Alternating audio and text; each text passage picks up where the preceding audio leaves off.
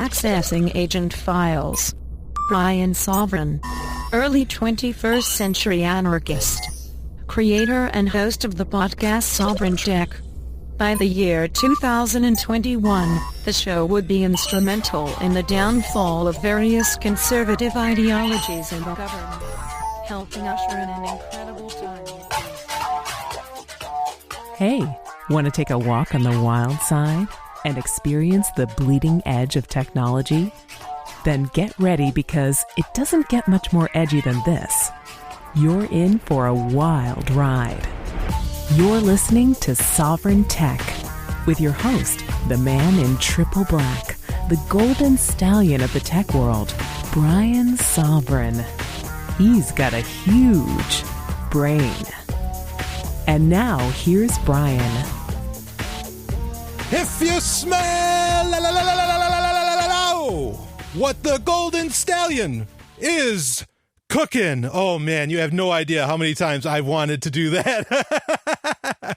The golden stallion, the man of tomorrow. Dr. Brian Sovryn here for another little episode of Sovryn Tech. And as always, so much to cover. One of the busiest weeks in recent weeks in tech history, I think. No, you know what? It's not one of the busiest weeks in tech history. It just seems that way because there's just this onslaught of constant notifications and constant stories and all this stuff that all seem so goddamn important at the time, but then you completely forget about them later.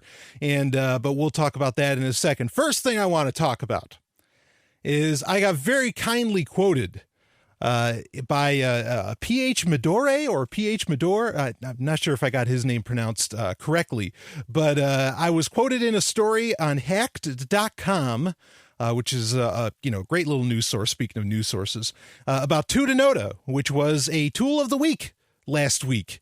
Which it's an email encryption, real easy to use, it has great apps and all that stuff, a good open source implementation, but there's a link in the show notes at sovryntech.com where you can find that story, and got a very good quote in there. It's very, and they said Dr. Brian Sovryn, host of blah, blah, blah out of New Hampshire. And it was really, really great. So, and got to say that, we're not just in a surveillance state, we're in a surveillance society. We're in a society where people seem to almost want what's going on. And everything's built around it. And so that was really great. I was honored to be asked to, for a comment, and I gave it, and there it is. So do check that out, hack.com, nice resource, and a great write-up, and I definitely stand behind Tutanota. I think it's a really, really great implementation. And I learned about it, from a Sovryn Tech listener, from a good friend. And so, that's great. It's amazing how much this interaction that Sovryn Tech allows for, and so much allows for, can help get the word out about using encryption tools and ease of use encryption tools. So anyway, let's get into the random access. Let's do it. So Mars. It's come up 3 times, I think, in the past, it's been in the past 3 episodes, it's been mentioned. So let's touch on it just one more time. I don't know if we'll get into it again, or at least, maybe we'll get into it again. But there was a story. Now, this is interesting because about 2 years ago now, very early on in Sovryn Tech's history, we talked about, because it like Elon Musk, and there was a couple other groups that were all coming out about how, hey, by 2020, we're going to be going to Mars. We're going to get your ass to Mars. We're going to be, we're going to be there, and we're going to get people there. It might be a one-way trip, but we're going to get people there. And there was supposed to be this kind of one of those ideas for going to Mars that was talked about back then, was the notion of a reality TV show, and people knew it would be a one-way trip. Supposedly some odd 300,000 or something people applied to go on this one-way trip to Mars, but there was a bit of a whistleblower, as it were, this week that came out and said, no, you know what? I think it's all bullshit. I don't think this was ever actually going to happen. I think it was just to get some press and maybe some funding or something like that. And they doubted that even 300,000 people applied. They figured maybe it was like 2,000, and there was some degree of evidence about all this. But the interesting thing, the reason I'm bringing it up is that 2 years ago on Sovryn Tech, when all this first started getting announced, I said, this isn't going to happen. Now, I'm not saying it's not going to happen because we can't get to Mars. We most certainly can. Okay, but the reasons, I can get into them, but one of them is that as soon as people started, Elon Musk and this reality TV show and all this stuff, as soon as they started saying, oh yeah, we're going to be getting to Mars, we're starting to build the shit right now. As soon as that happened, NASA came out and said, oh, we're so sorry. There's a third Van Allen belt, and it comes and goes. It just appears. We don't think it's safe for anybody, to be going beyond the Van Allen belts right now, because this really dangerous, third Van Allen belt, which we've known about two of them for so long, but this third one, oh shit, it just suddenly came out of nowhere. So now I don't want to, I'm not calling conspiracy or anything here, but I wonder. So I don't see that happening. I don't see any trip to Mars that does not have severe government involvement is never, ever going to happen. At least not in the present state of things. If certain powers that be decide to crumble, certain governments or whatever, then that'll be if that happens, it'll be a different story. But as things stand, this stuff is not going to happen. Do not get excited about any trips to Mars or really even probably the moon, because that's open. That's the open-ended question, right? So anyway, next, Facebook is looking to take on PayPal. This was some big news this week that in the messaging app, the Facebook Messenger on your smartphone will allow you to send payments via your attached debit card to anybody in your friends list, or to anybody who has Messenger and can receive it. Now, this is interesting because we had mentioned back in, it was either July or August, however, 2014 on Sovryn Tech, I had said, look, the code is in there in the Messenger app for a payment solution, and that it is going to, and I said, and Circle, the Bitcoin company, or the Bitcoin payment solution, Circle, was visiting, this was exclusive to Sovryn Tech, was visiting Facebook, around the same time. And I said, just wait, believe me, Facebook's going to be implementing a payment system, and they'll probably implement Bitcoin. Now, they've yet to implement Bitcoin into this, but one of the key points here is you can't use, this is very particular, you can only attach a debit card. You can't attach a credit card. Why can't you attach a credit card? Because Facebook says, this is Facebook's words, they don't want to deal with any fees. If you don't want to deal with fees, what is the ultimate feeless payment transaction? Bitcoin. Okay, so it's in their very methodology of what they're doing that I think they will be implementing Bitcoin very, very soon. They probably want to see the popularity of it with a debit coin and then just build up, or not a debit coin, a debit card, and then just build up from there. Boy, debit coin, that's probably something that's on its way, right? So this is happening. The payment solution finally came out. PayPal, a lot of people are seeing it. A lot of commentators are seeing it as a genuine threat to PayPal. And so PayPal has really dropped the ball on getting Bitcoin so well implemented. They should have maybe done it a lot quicker, because I think Facebook could very quickly overtake them and will have a phenomenal user base and, a large user base. I'm not saying it's a good thing that they have that user base, but a huge user base. And the system looks, I saw it in operation. That's pretty painless stuff to be using it through Facebook Messenger. So, and obviously, everybody's been trying to do this. Google, you can send payments with Gmail. Of course, Google has no interest whatsoever in Bitcoin, nor will they ever, nor do they need to accept it, accept that fact. But I just thought it was interesting, and I think it's going to be happening. And fortunately, some people, and I appreciate it, gave the credit to me on Twitter saying, hey, because everybody was talking about it. Oh, Facebook's taking payments. And everybody said, hey, Stallion told us about this months ago. Where were you? So anyway, it's interesting. It's something we'll keep an eye on with Facebook. Some other interesting news, cord cutting. Now, cord cutting, oh, this is quite the topic. At some point, I should talk about cord cutting in a little more depth. But Apple and Sony this week both announced that they are offering cable TV service, as it were, be it through the Apple TV or through the PlayStation TV, respectively. And it's going to, either service runs between $30 to $50, and they're not that different from Roku. And a lot of people really love the Roku, but I think the Apple TV service is going to have 25 channels. And of course, the Apple TV also will have that exclusive HBO Go service that it's exclusive for now to Apple, but that's going to be a bit of a big seller. But they are offering this service, and in many ways, I don't know how exactly it's happening. I don't know how these deals are going through, because I figure, cable companies would be freaking the fuck out. 90% of the channels are owned by Discovery anyway, it seems like, that are on cable. But this is intriguing. ESPN is kind of the big push. I'm not sure. I really don't know what channels are going into this, but that's kind of the whole thing, is that if you're going to cord cut, just totally let it go. Just totally cut, dump the TV, take your TV and toss it out the window. Okay. Or, give it to, sell it to somebody or something. I don't know. Really cut all the cords. Okay. The lovely and hyper intelligent Dr. Stephanie Murphy and I, we watch movies, we watch Star Trek, we watch all kinds of things all the time, documentaries, whatever. And we watch it on a 15-inch little laptop. And one of the nice things about that is that we got to get real close to each other. To be able to enjoy it and watch it. We do while we have dinner or whatever. There's no need for so many of these devices and all this stuff. They're piling. They're not taking anything away when they start selling these services. They're just adding on. They're adding bloat onto your household, onto your monthly payments and onto you. It's just not necessary. Really cut those cords if you're going to do cord cutting. I don't get the excitement about this sort of thing. And I don't really see channel a la carte occurring either, because I'm guarantee you Apple and Sony, channel a la carte means you get to choose your channel. This is something people have talked about for 50 years, where why do I have to pay for 500 channels if I only watch 10? Why can't I just give you $1 a channel or something?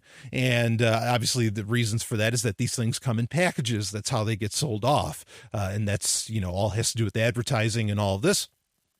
I don't see this as being that, because really, other than HBO, none of these channels on their own, and maybe ESPN, but otherwise, none of these channels on their own are going to be paid for. And so the package thing is just going to keep on coming, and Apple will do whatever they can to secure their place in the living room. If that means adding on channels that you don't give a shit about, well, then there it is. So I don't get excited about this stuff at all.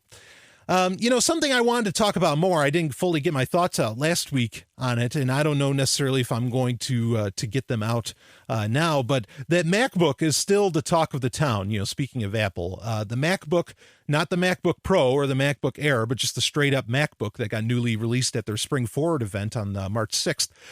This is the one that comes in gold. It has a black or space gray. It's black, in a gray model.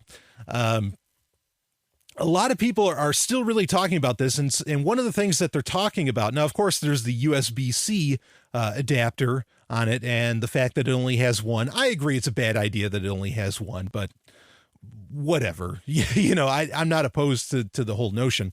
But one of the things that was interesting that got talked about this week was a taptic keyboard. Now, this is the points I want to bring up to you, the extra thoughts I want to bring to you about this, is that what the new MacBook has, as well as the other MacBook Pro and the MacBook Air, is it has what they call a taptic feedback touchpad, which instead of having your standard touchpad, it's, with buttons on it, you can just kind of click on it. Or you can kind of tap on it. That's why they call it taptic, not click. You can tap on it, and it will act like a click depending on the amount of force that you use on that pad. Now they're talking about, there's a patent going through anyway from Apple of doing this for the entire keyboard. Okay, now this is important. Some people said, and this is again something Sovryn Tech called a couple of years ago, some people said that really the MacBook is just an iPad with a keyboard attached to it. And that's what I was saying, is that eventually the MacBook is going to become like the iPad is going to become the MacBook. And that's clearly, what's happening here. And a lot of other people are starting to realize it. Now, again, I said that some time ago. Okay. But the interesting thing, and I'm a little worried about this. I get the notion of the touchpad. Maybe that's interesting. Maybe that works. And what the hell, you can always attach a Bluetooth mouse, because if you're going to be doing some serious work anyway, you're going to want a mouse. Really, you are. Every step of the way I've been working on Hyperchronius, believe me, I've tried doing work with the touchpad. There's times where I just have to have a mouse. It doesn't matter how automated the production is. So anyway, the idea of having a keyboard like that, boy, that kind of that bothers me. I don't like the idea. I mean, I hate enough how many hardware switches are disappearing from things. In fact, I'm holding a ThinkPad in my hand right now. I used to love the good hardware switch where you could turn off the Wi-Fi, and it literally cut the Wi-Fi. It turned it off. Okay, it wasn't just software. It put an end to the hardware level of it, and I thought that was fantastic. And so it just comes down to, I think, when you start handing over so much of that, where you're relying upon a non-physical switch or button, I think the user loses something in this. So I'm a little concerned about how this is going to work. Now, granted, in one sense, this is very much the Enterprise D bridge coming true. This is the LCARS system coming true, where you have configurable buttons, which that's an interesting notion. The idea of having a totally user configurable keyboard. Yeah, I mean, I can see it working for that, but I just wouldn't want it on like my main machine as the main interface. I'd want it as a side thing. I feel like I'm kind of losing some degree of control there. And also, I mean, it's setting up a software layer that has to track everything you're typing in the first place. You are losing the potential for losing a lot of privacy is a concern too. So I can see the possibilities. I can see the advantages, but at the same time, for you not to have the option, is concerning for me. And clearly, as you can see with the singular USB-C port on the MacBook, Apple is trying to very much force the future upon you, and oftentimes they succeed for, various reasons, whatever those may be. So wanted to talk about that. Microsoft, let's switch companies. Microsoft, they are wanting to Azure, which is their cloud service, which actually, that's a nice segue from Apple, because the rumor has it, and it's a strong one, it has strongly evidenced that iCloud is actually an Microsoft Azure cloud service. All irony of ironies, all the Apple people that hate Microsoft and rely upon iCloud are relying upon Microsoft. So, but there was a big announcement this week from Satya Nadella saying that they want Azure to be the backbone of the Internet of Things. Which, I can get into my thoughts on that in general, but something I thought that was interesting, I was listening to Twit, actually, their show Triangulation, where they have guests on from, various parts of the tech world, and sometimes not even the tech world, sometimes more of the science world, which is what I like to do on Sovereign Tech, is touch on science and tech. They're very much part and parcel. But they had Mark Goodman on, who wrote a book called Future Crimes. And I'm not saying this guy's got it all together or anything, but the book Future Crimes is, what I've read of it so far is actually really, really good. And he made a great quote, though. He said, the Internet of Things, he says, you mean the Internet of Things to be hacked? That's what we should really call it. And I totally agree, especially if you're going through I'm not saying Microsoft has for what they're doing that it's a bad setup, but the way that the centralized system that Azure is, that's a recipe for disaster with Internet of Things. But Internet of Things in and of itself is a recipe for disaster. It's a terrible, terrible idea. And I love the quote. I'm going to say that from now on, the Internet of Things to be hacked, because that's the way this needs to be framed, because it's what it is. It's creating a whole slew of, not solutions, but problems for your security and privacy. That's how I feel about it. And I don't think there's any argument against that this is creating more gateways for people to enter your digital life, which today is incredibly analogous, to your analog life. Anyway, let's move on to some other news. Here we go. Nintendo. this is interesting. This is really interesting. I'm not going to spend a lot of time on this. But Nintendo is working with a company called DNA, that's D-E-N-A, DNA, to bring their franchises to mobile devices. So this means that we're going to have Nintendo games on Android and iOS and who knows what else. But here's the caveat, because everybody just read the headline and went, holy shit, oh my God, I'm going to be able to play Super Mario Brothers, Super Mario Brothers World, or, Super Mario World or whatever, or Super Mario Brothers 3 on my Android phone. Now, of course, you can already do that with an emulator. I know. Okay. But let's be clear. They're not porting games to these, to these mobile devices. They are creating completely new games using the characters like Mario, Samus Aran, and Link and Zelda, all that. So, I want to make sure there's some clarity on that. But, and I'm actually glad. Now, there's people who are concerned because the company DNA is apparently a real bastard when it comes to in-app purchases, which I hate games that have in-app purchases. I mean, I hate them. But so there's the concern of that, but I'm actually glad that it's not, those games, classic games getting ported onto these systems, because honestly, touchscreen controls suck ass. So you're going to have to develop games that are designed for touchscreen controls, like Fruit Ninja or whatever. Take, whatever those games are. So I'm glad that it's actually new games and not old games getting ported, because unless something has a physical controller, if you had like one of those old Sony Xperia phones that actually had a PlayStation controller built onto it, I don't want it. I'm not interested. It's going to be a shitty experience and it's going to harm Nintendo more than it'll help it. But Nintendo's, their stocks skyrocketed this week because of this announcement. And they also announced that they are going to be releasing the Nintendo NX, which is the successor console to the Wii U. That I'm excited for. I'm interested to see what that's going to have. And in fact, I think a lot of people are saying that it will likely have AR, augmented reality and virtual reality built into it. Cool. That maybe I can finally start playing some of those classic Virtual Boy games, because Nintendo did virtual reality long before it was cool, in the early 90s. So I'd look forward to, being able to play those games again. But anyway, yeah, supposedly E3 2016, we might hear something about the Nintendo NX. That's the name going for it right now. But let's touch on a couple other pieces of news here. So this is a doozy here. Apparently, some devices are already getting this. Okay, some Android devices. But Google has been testing out, and I don't know if it's just on Lollipop or if it's on KitKat as well, whatever version of Android it's on, I'm not sure. Okay, but Android is testing what they call on-body detection. And apparently these rumors are true. It's still, largely in rumor, but some people had screenshots and people were reporting that they saw it. And what this on-body detection is it's using the smartphone's accelerometer. I don't think this is on tablets. It might not make sense, though it may not make sense at all anyway. And the phone is trying to detect whether or not it's in your back pocket or in your pocket or in your hand or whatever, that it's close to you. And if it's not close to you, it will instantaneously lock. And this is all largely based off of the accelerometer.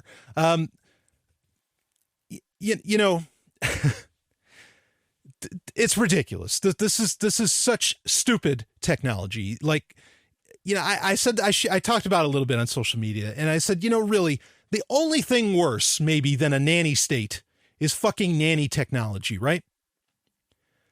If you don't know to lock your phone, if you forget your phone or whatever, I mean, yeah, sometimes people forget their phone or something, but if you need your phone to automatically lock on you when it's not in your fucking pocket, like you really are, you shouldn't have a smartphone. You're everything that's wrong with the world, okay? I mean, this is so nuts. It's like, well, boy, that's so handy. My phone will just automatically lock if I just leave it on the table. And I mean, just think about how you're trying to code and program good behavior. It's nonsense. We're going to touch on that a little bit more, but I just thought that this was just so dumb. The idea, well, that's so handy. It knows if it's not in my pocket. And I have a hard time believing that it's even just the accelerometer that's doing that. I wouldn't be shocked if it had a little more to do with the camera.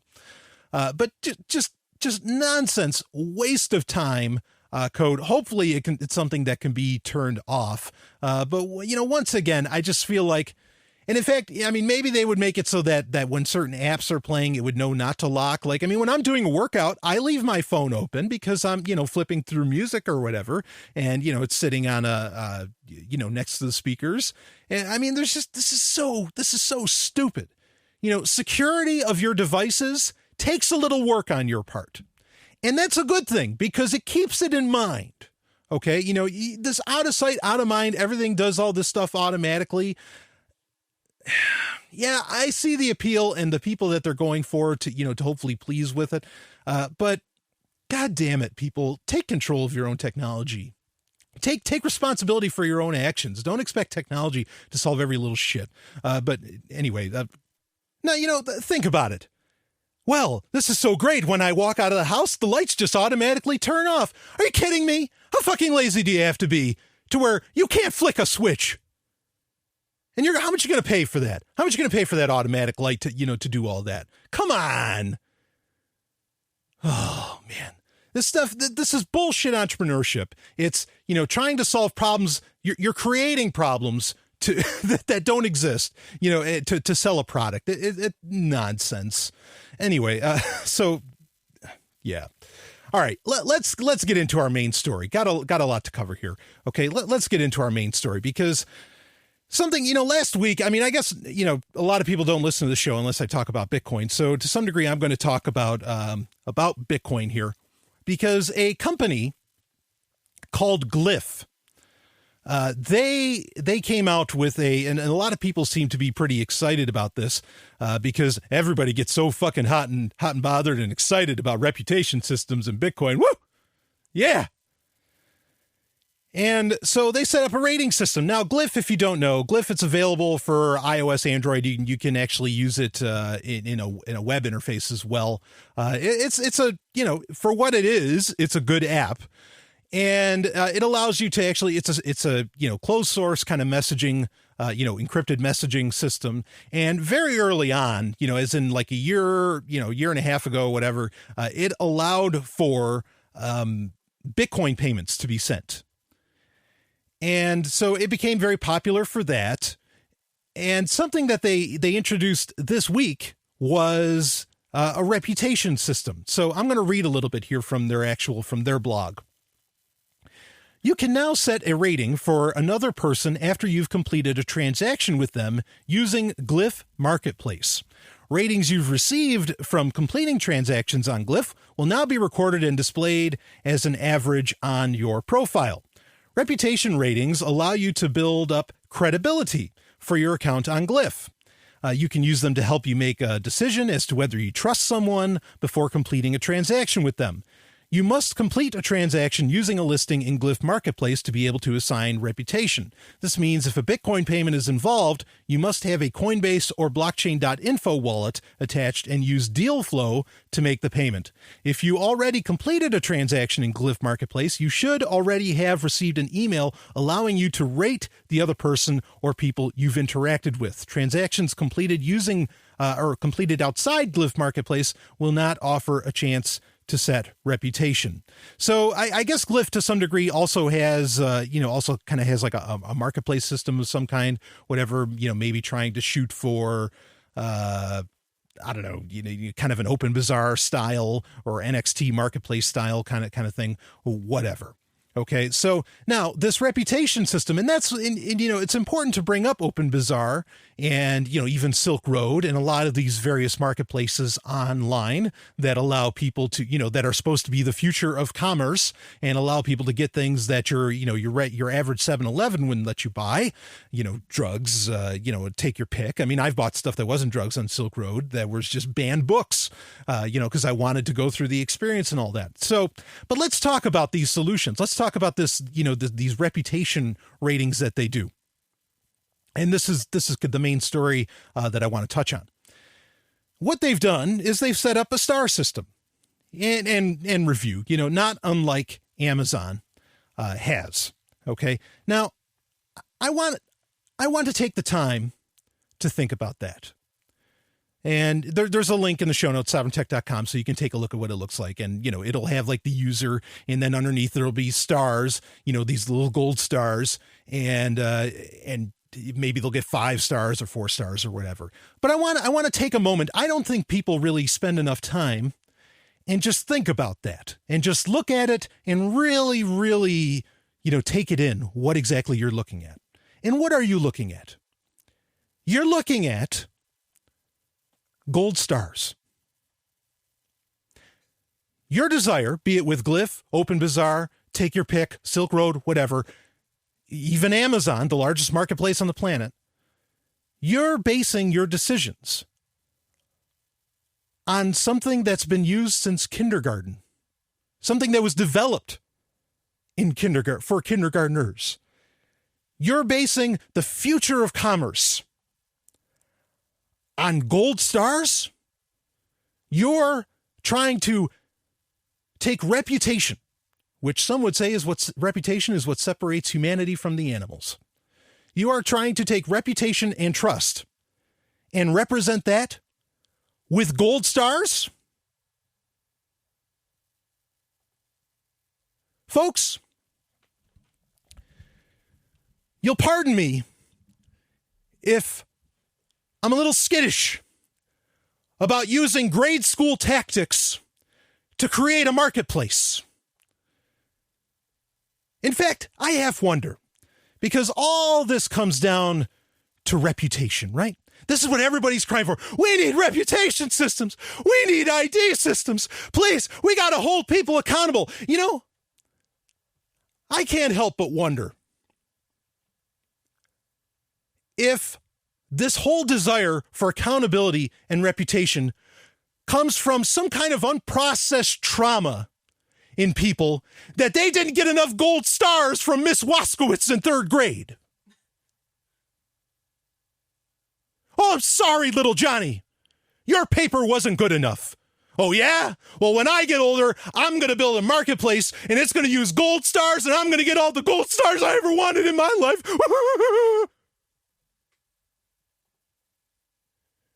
It is that simple. All of these reputation ideas that people are coming up with, they are that simple. They are breaking them down to, well, let's just give Tommy some gold stars. It's the worst shorthand in the world, and it's not about like being intrinsically motivated or anything. It's a popularity fucking contest, and folks, popularity contests are half the problem with the world, and everybody knows that. These are ridiculous ideas. The whole notion of reputation. Look, folks, some things just don't code, okay? I say that all the time, but really, some things just don't code. Well, Brian, we've got to have something. We've got to be able to hold people accountable. We're dealing with a global marketplace here, and, this is global stuff. Maybe that all this could work if it was on a much smaller scale, but we are dealing with a global system now, so we've got to figure out something. Wait a minute. If that's the trade-off, which one's the problem? Is it the problem that it's a global marketplace? Or is the problem that you have to figure out how to, put into code those natural instincts and intuitions that you build up on a much smaller scale? Which one of those is the issue? Maybe dealing on the large scale is the actual problem, and there may not be an actual solution to that.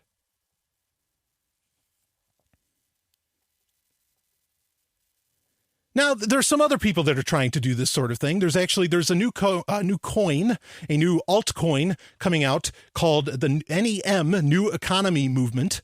And that also, the coin for it is called XEM. It hasn't come out yet. I've looked at it. Okay. And it is it's not Bitcoin 2.0. It's actually NXT 2.0, which I congratulate them on being built off of NXT, because I think NXT is the most solid altcoin out there. Okay, so I think that part is interesting. I'm not saying I support NEM. I'm just saying that it's interesting. But one of the things that they're building into it is essentially a reputation system. They are taking proof of stake, and to solve the problem of proof of stake, they are putting on what they call proof of importance. Now, proof of importance, what that does, and it's a hybrid system of proof of stake and proof of importance, is proof of importance somehow shows and incentivizes spending between nodes. Okay.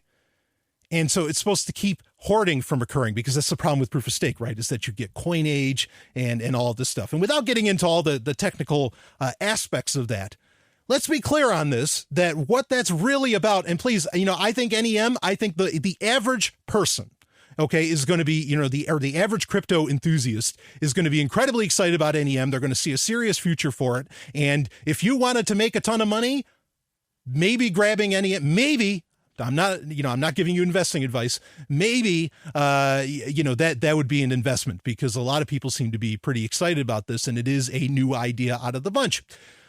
But in the end, it's all about, let's make sure somebody, doesn't hoard this shit.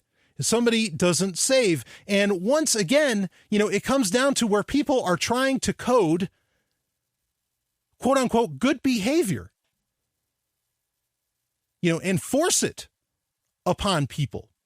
Now, I think forcing openness in software is a good idea, but forcing behaviors, that's dangerous. That concerns the shit out of me. Okay, and it's doing that as reputation. The proof of importance is somewhat of a reputation system. It's a sneaky one. It doesn't have to necessarily a reputation system. None of these reputation systems I talked about have to be attached to a real identity, fortunately, at this time. Okay? But like we talked about last week with identity systems, how long? How long until people start clamoring for it? And in many ways, it just gets forced upon you. And I think a lot of these systems want this reputation to be with you from cradle to grave. And let me tell you the danger of that. When I was younger, I wouldn't say dumber, maybe, but when I was younger, young, dumb, and full of cum. Well, it might have been two of those. I don't know which ones, but two. I had, my email address was tankprogram00@yahoo.com. Okay. And I won't say where the tank program thing comes from. Maybe some intrepid listener would know, but the things I did when my online identity was attached to the email address tankprogram00@yahoo.com. Holy shit, I am so glad that does not carry with me. I am glad that email is dead and buried. I'm glad it's gone. I'm glad all that stuff, you're not going to find a trace of it anymore. Because I'm a completely different person now. Well, not completely, but largely. I'm a very, very different person now. Lived a much longer life. So if these ID systems, consider this, go cradle to grave, I mean, what? And these reputation systems, these gold stars that you've got your whole life, really, what is that saying about the person? It can't be saying much of anything, because people change. People change by the day. And I'm not hearing a whole lot of people address the notion, that these aren't just hard ID systems or hard reputation systems. We're trying to slap on complexity upon very simple things that I think have very simple solutions. And or we're putting on things that really don't have any alternative. We have to accept that fact. Everybody says, well, if you don't want a reputation system, then what the hell do you suggest, Golden Stallion? Look, some things don't have alternatives. What do you mean we don't need a Navy, Golden Stallion? Yeah, that's it. We don't need a Navy. You don't have to have anything in its place. There's no alternative. It's just you don't have it.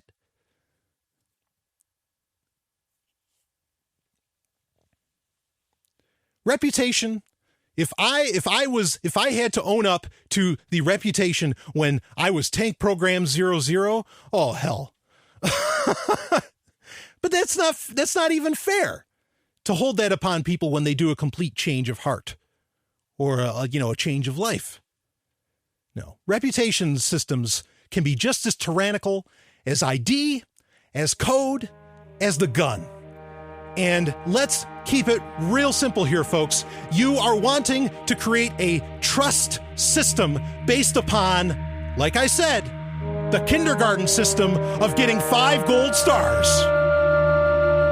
How unimaginative and non-innovative of you. Bravo. Hypercronius is coming.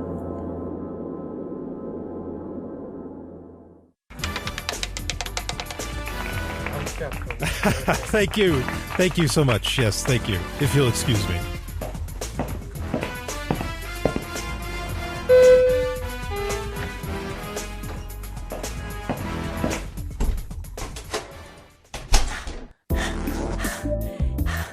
You're not Natalia. Who are you? Oh, hello, Mr. Sovryn. Natalia is on another mission. I'm Elizabeth. I'm here to debrief you. I'd love for you to debrief me, but how did you get in my room? The bellboy let me in. Well, hooray for the bellboy. Tech Roulette. It is time for Tech Roulette, where I cover the stories that get sent in to me through the various channels available.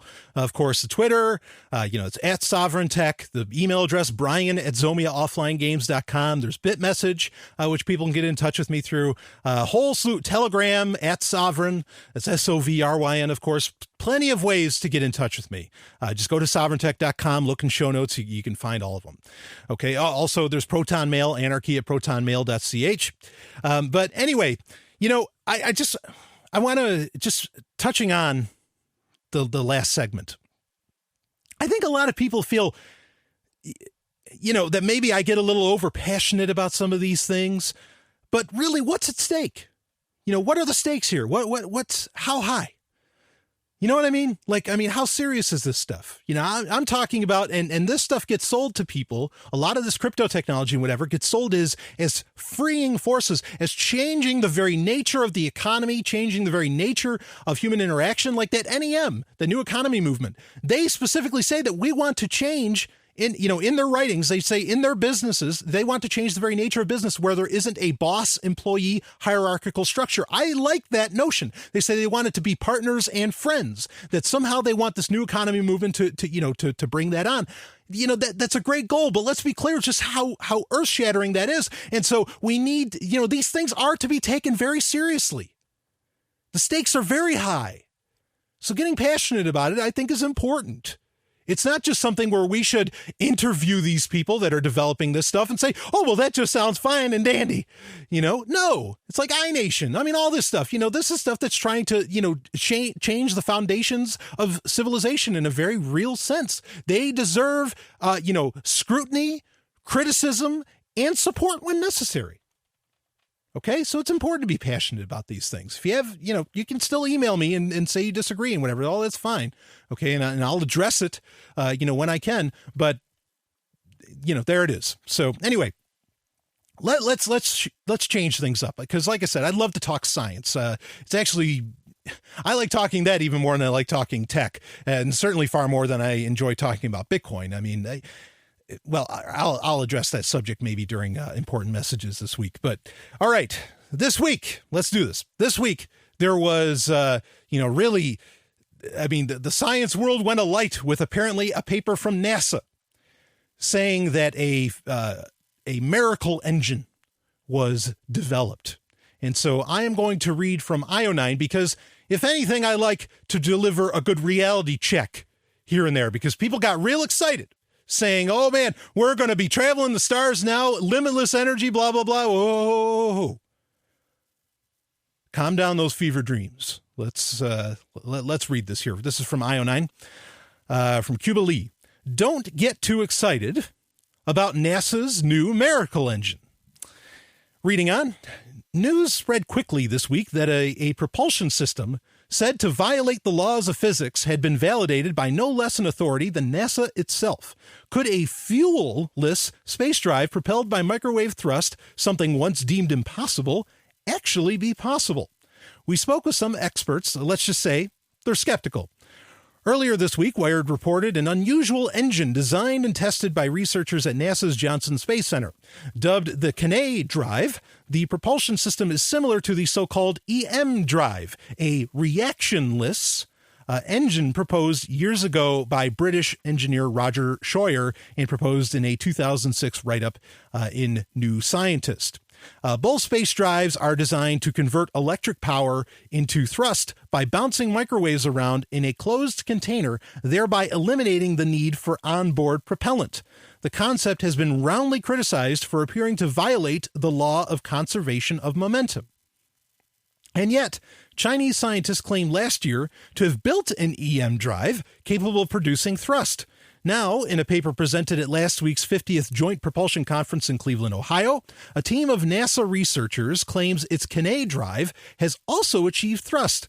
Hence, Wired's headlined, NASA validates impossible space drive. Now, Golden Stallion, just breaking in real quick. We've also talked about the Alcubierre drive on Sovryn Tech. So this idea of space propulsion is not new to this show. And anytime it comes up, I'm interested and I want to talk about it. We'll read on here. But according to Drexel University physicist Dave Goldberg, it's important to keep three things in mind when claiming that NASA has validated the Kinney drive's quantum vacuum virtual plasma, which, Stallion here, anytime you hear the word quantum, start steeling yourself. S-T-E-E-L, okay? Start steeling yourself for some crazy bullshit. Okay, but let's read on. The hand-wavy concept by which the engine is purported to exert thrust. Number one, a team of NASA researchers does not equate NASA, the organization. NASA is not a monolithic entity. It has hundreds of research groups that do their own work. Number two, extraordinary claims, for instance, that the Kinney drive violating conservation of momentum, require extraordinary evidence. Number three, we simply don't have the data to make a judgment here yet. Caltech physicist Sean Carroll, who earlier this week equated the notion of propulsive momentum transfer via the quantum vacuum virtual plasma to nonsensical sub-Star Trek level technobabble. And that's what I'm saying. Like, really, when you start hearing a lot of these words, woo boy. So, and this is a quote from Sean Carroll, the business about quantum vacuum virtual plasma, the physics of which they won't address in this paper, is complete bullshit. Woo! I love it when scientists get hot and heavy. There is a quantum vacuum, but it's nothing like a plasma. The researchers hook up a gizmo with all sorts of electromagnetic fields fluctuating around, then claim to measure an extremely tiny thrust about the weight of a single grain of sand, which occurs even for the test article, which occurs even for the test article that wasn't supposed to produce any thrust at all. Carroll's final point and that's end quote, Carroll's final point that the researchers measured thrust not only when the drive was configured to produce it, but also when set up to do nothing at all, may be the most important takeaway of all. It's a point Micah McKinnon expands upon in her explanation below. And I want to read some of that here. A new thruster pushes against virtual particles, or is a lab error. Which is more likely? That NASA broke the laws of physics, or that an early experiment on propellant-free microwave thrust technology has a measurement flaw? If you opted for the latter, you have a solid grasp of the cycle of elation and chagrin that characterizes the practice of science. The point being is that, wait a minute. Let's check our instruments. Let's check our measurements before we start getting all excited here. Okay, reading on. Do you remember the faster-than-light neutrinos story a few years ago, in which repeated experiments kept turning up neutrinos that violated the universal speed limit? At least they did, until undetermined researchers finally tracked down a jiggly wire, plugged everything in firmly, and determined that, whoops, no, the neutrinos traveled at perfectly ordinary speeds. How about in the 1990s, when NASA tested an anti-gravity system, only to realize that the positive test results were from interference from the testing equipment? Those are valuable stories to remember when reading excited headlines about NASA breaking the laws of physics with new engine technology. During an episode of Cosmos in 1980, Carl Sagan taught, quote, extraordinary claims require extraordinary evidence, end quote. Despite all the advances in science and technology that have happened since then, that basic philosophy is still incredibly useful when assessing crazy new breakthrough technology that fundamentally redefines how we approach decades to centuries of scientific understanding. The EM drive is a concept for producing thrust by bouncing microwaves around a waveguide with no propellant necessary. If it worked, it'd simplify spaceflight in all sorts of amazing ways. One small problem: thrust without propellant should violate conservation of momentum, a conservation principle that states momentum, mass times velocity, stays constant. It's a fundamental concept, one of the basic inviolate ideas taught in introductory physics classes, right along the conservation of energy and the universal speed limit of light in a vacuum. Sometimes obeying the various conservation laws can be mind-warpingly complex as you realize just how strange and wonderful our universe is in its myriad of quirks. But if you take it carefully, sooner or later you find that bit you were missing to make everything fall into place. Claims that something violates conservation of momentum are met with just as much justified skepticism as any new plan for a perpetual motion machine or a method of extracting free energy. Now, electromagnetic waves, or light, if you have no patience for unnecessary complication, do carry momentum. The easiest way to wrap your head around that is to think of the particle half of the wave-particle duality, where its momentum is just mass times velocity. The velocity is the speed of light, but photons are massless. Anyway, it gets into all that. You can read about that on there. Except that the system is supposed to bounce light around a closed waveguide, which is a closed system. That's the physics equivalent of pulling yourself up by your bootstraps. A nice concept, but fatally flawed in execution. So next came the Kiné drive, a quantum vacuum plasma thruster. It takes the same concept, but opens up the system to shove off against virtual particles, theoretical particle, and antiparticle pairs that spontaneously pop up into existence, mutually annihilate, and disappear. Freaky, weird, still not entirely solid physics that we are confident is real, but getting more plausible. This is the new propellantless microwave thrust system that NASA recently subjected to a round of preliminary testing. So, and this goes on, and I want to cut to the chase on it here. So, restating, the researchers measured thrust when the drive was all set up to produce thrust, but they also measured thrust when it was set up to do nothing at all. That the null test article produced thrust is really suspicious. Either it's a measurement error, or this drive produces thrust by some mechanism that isn't explained by the semi-plausible physics backing it up. And this breakthrough in spacecraft propulsion is working by some not even theoretical mechanism. Now, which is more likely? 1. 8 days of initial tests on a piece of controversial technology in a NASA lab have proven all new, extraordinary physics revolution spacecraft propulsion in a manner so spectacular that the drive works even when it isn't set up doing anything at all? Or number 2, somewhere in the testing process is some sort of procedural, mechanical, or interference error producing false results. As someone who has done my fair share of novel research that didn't go exactly as expected, this conference abstract reads like the researchers were looking for extra eyeballs to figure out what about their testing rig might be flawed, not a grand announcement of a spectacular breakthrough. This has the potential to be cool, but at the moment, about the strongest thing that it's scientifically responsible to say about these test results is that the researchers need to revise their testing setup. So, and this is important. That's the end of the article there. You can read more about it if you want. Because I think, and I'm kind of excited about it too, the notion of making space flight a lot more efficient, easier, etc. But so many people are just like looking for these. I think they're looking for like these hidden technologies. Oh, the government developed this and we don't even know it.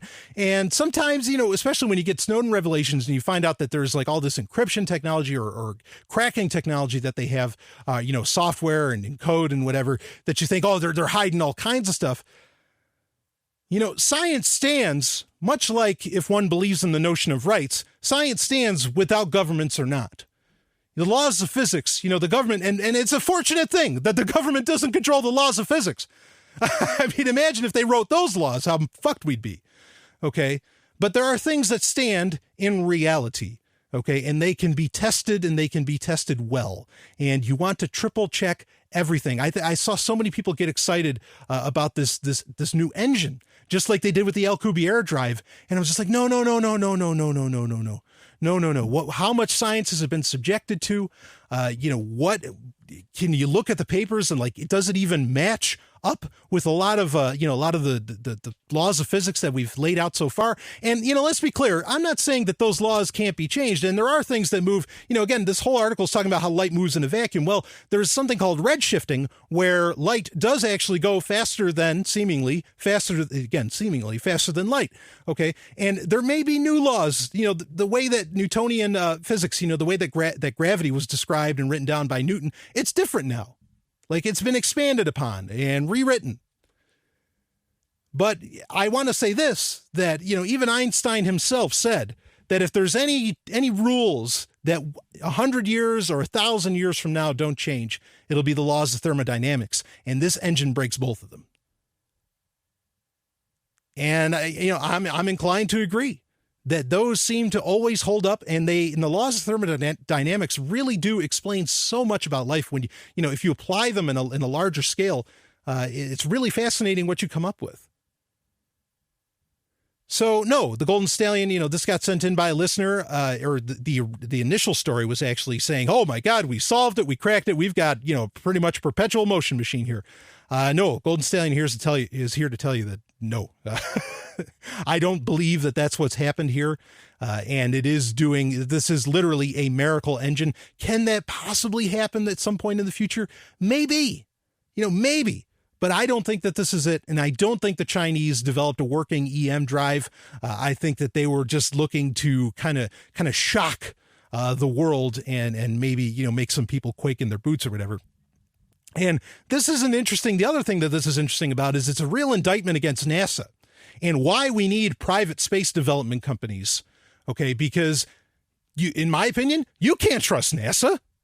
You can't trust them for anything. I mean, look at this. They're peddling, or at least one department of them is peddling bullshit science. And they did it before with the Alcubierre drive too. They just keep pushing this stuff. You need independent parties that can research this shit. Fortunately, some scientists did, but I'd love to have independent parties developing these things. I'll be back with more. Time now for 90 Seconds on Sex with Dr. Paul. Today we're talking about the impact of marijuana on sperm.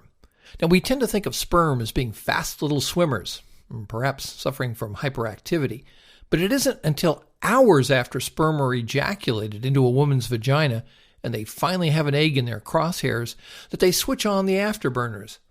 Now, if sperm start swimming too fast, too soon, the chances of fertilization go way down. Now, you'd think that marijuana would be the last thing in the world that would speed anything up, but the main buzz-producing substances that are in marijuana, which are called cannabinoids, cause sperm to accelerate.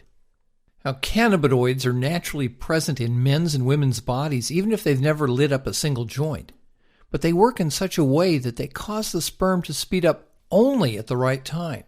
If either partner is a serious pot smoker, the extra cannabinoids from the pot can cause the sperm to get manic and to swim out of control.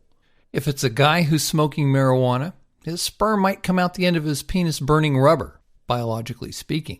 And if it's a woman who's lighting up, the pot could permeate her vaginal fluids, giving sperm a contact high. Now, heavy pot smoking can decrease your chances of becoming pregnant by up to 50%. However, this doesn't mean you should use marijuana for birth control. For more, visit 90secondsonsex.com. I just received an encrypted message from Decentral with your next mission, and it looks like I'm coming along. Why, Elizabeth, I wouldn't have it any other way. You're clearly good at staying on top of things. It helps when one's partner is very skilled. No, we can have more fun later. What does the message say? Important messages.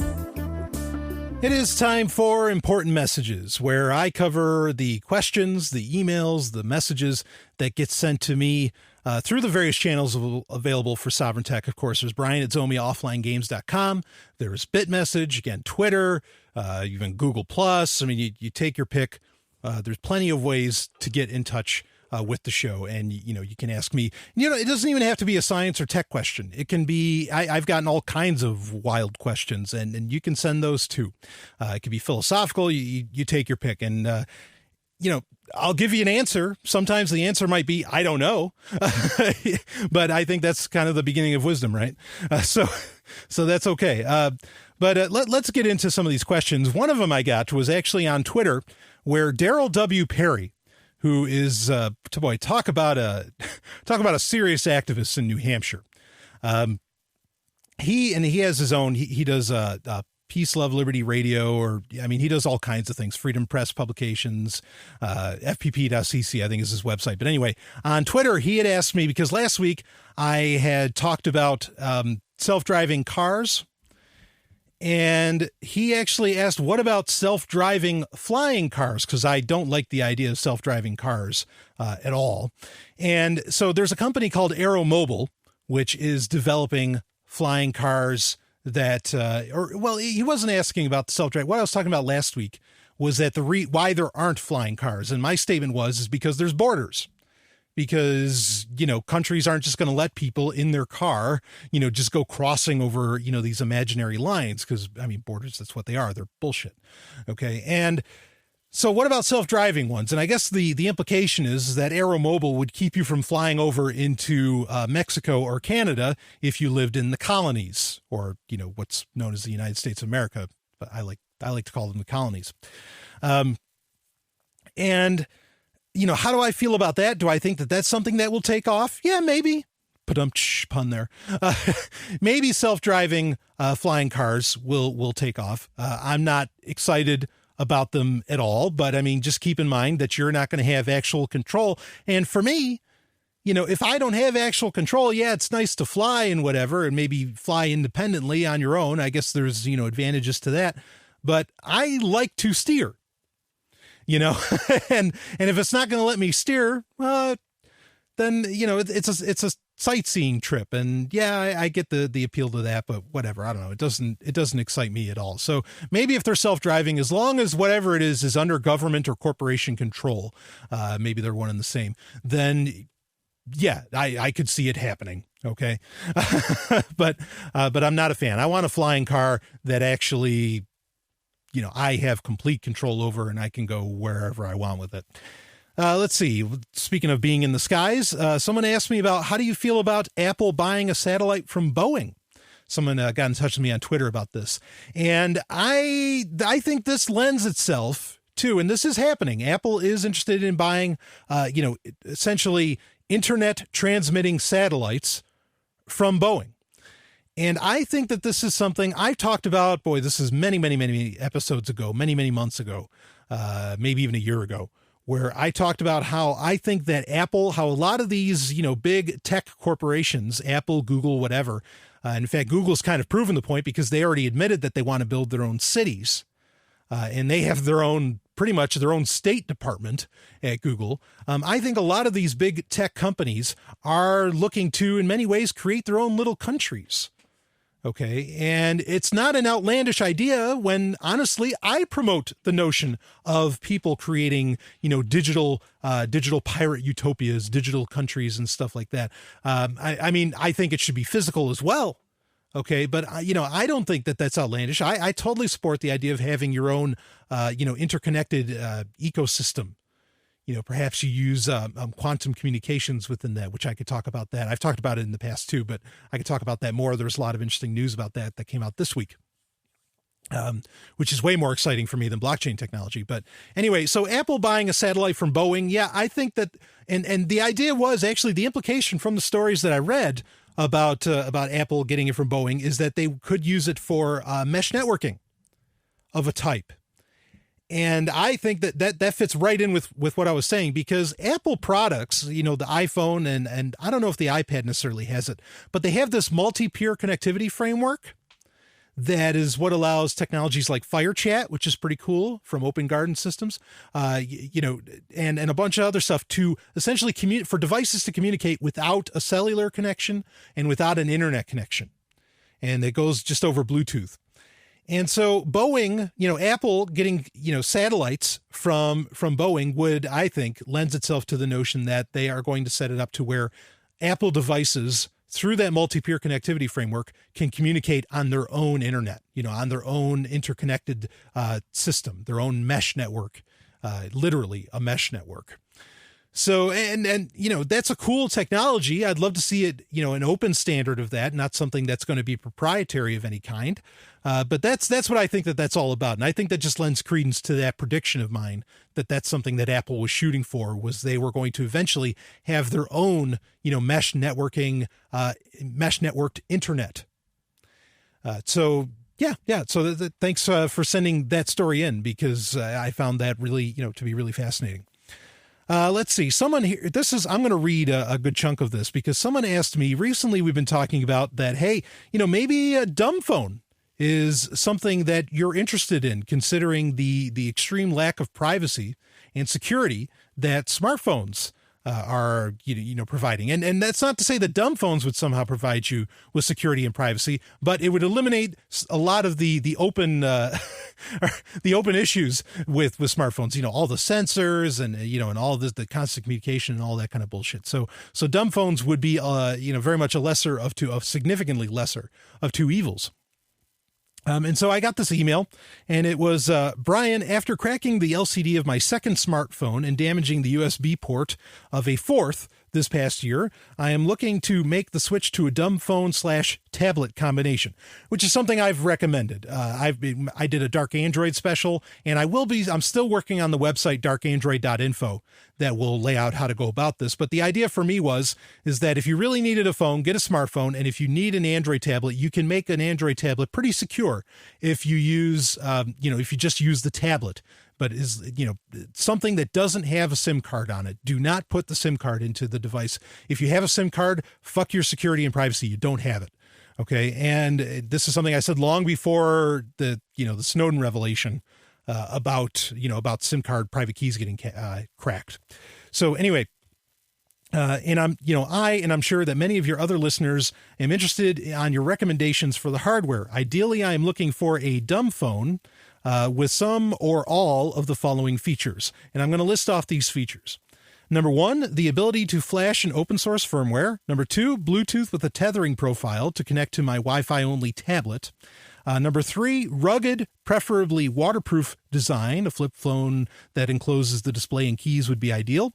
Number 4, long battery life, at least longer than 8 to 10 hours that I've come to expect on my Note 3.